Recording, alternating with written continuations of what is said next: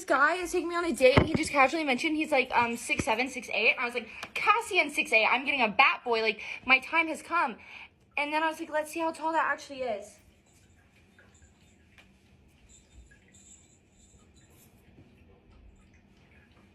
I'm sorry, what? What am I supposed to do with this?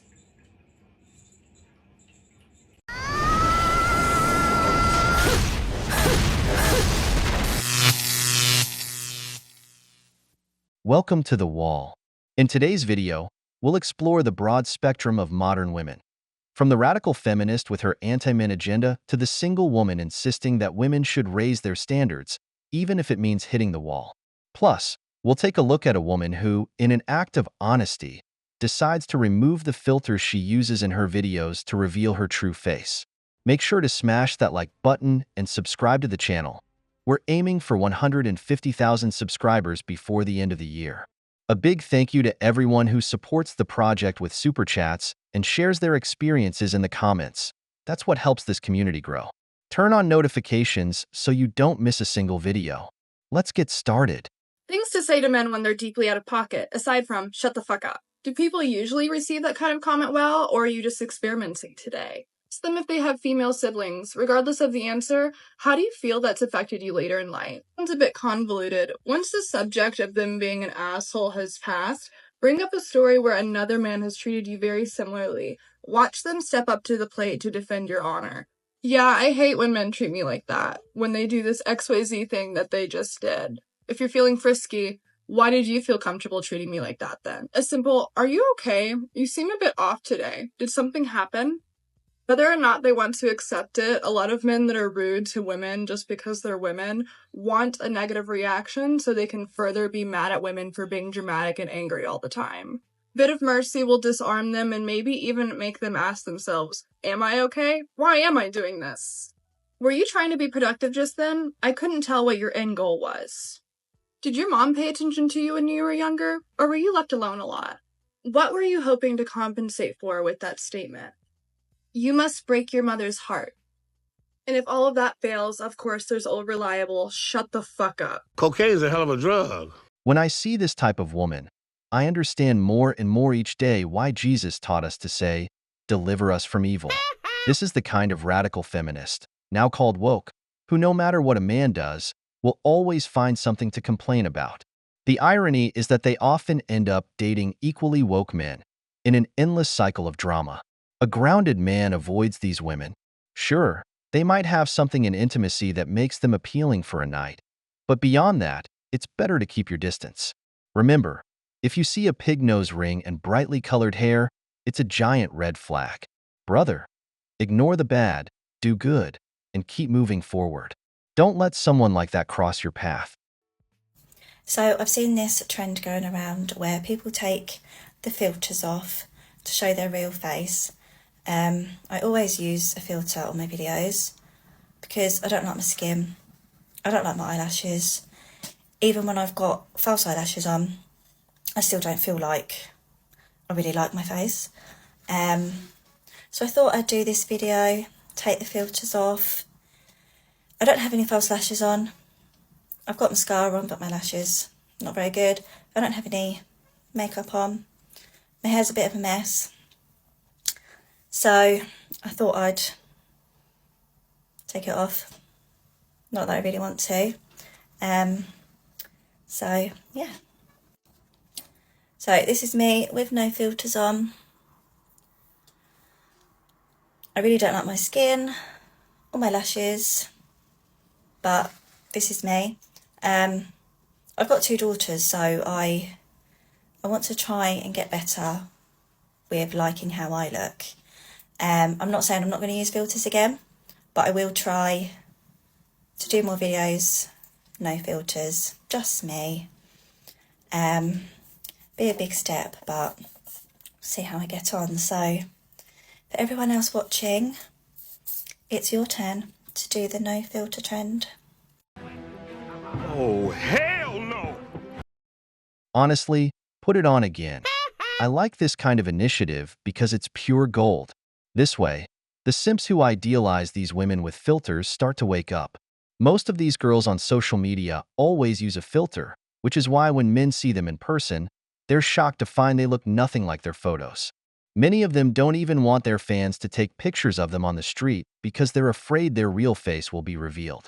These filters distort reality so much that many end up believing they're a 7 or a 10 when in reality, they're a 4 or 5. Then they have the audacity to insult men for being ugly when men aren't the ones using filters. Ironic, isn't it? Brothers, be honest. Give your unfiltered opinion. How do you rate her from 1 to 10? Drop your numbers in the comments. I'm going to talk more about the boyfriend-girlfriend purgatory in hoax.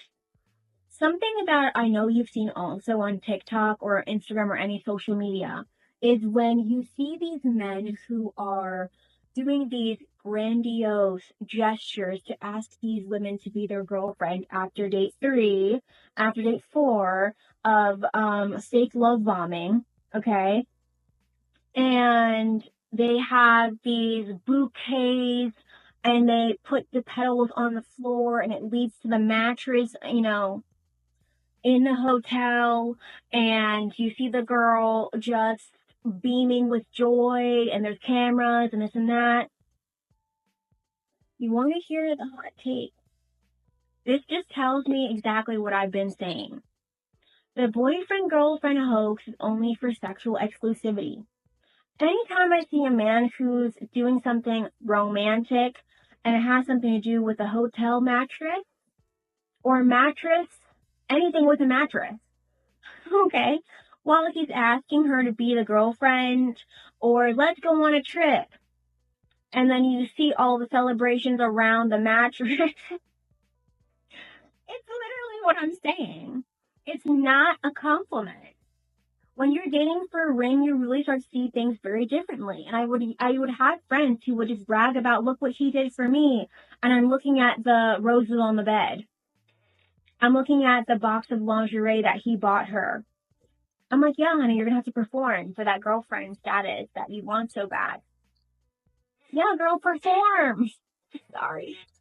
But I want you both to really think about this once and for all, okay? And get your dating philosophy right. Make a decision in this 2024 where you're going to be. This woman is referring to the Chads, those men who bring nothing to the table but, for some reason, completely fascinate them. How many times have we seen these same women advising others to avoid this type of man, only to run straight back into their arms? It's as if logic disappears the moment Chad enters the picture. She even admits it. These men take them on an emotional roller coaster. They make them work hard to keep them entertained, buying them everything to avoid being bored and leaving. But, as always, there are women who simply can't resist this type of man.